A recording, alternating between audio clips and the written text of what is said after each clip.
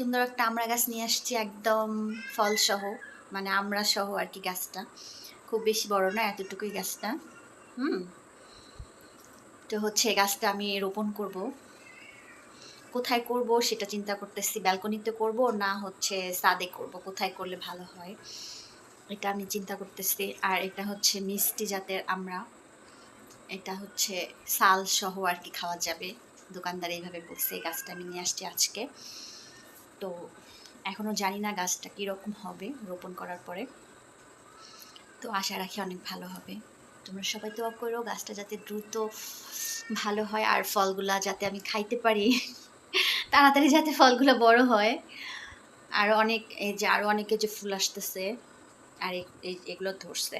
গাছটা খুব বেশি একটা বড় না, এই যে এতটুকু গাছটা।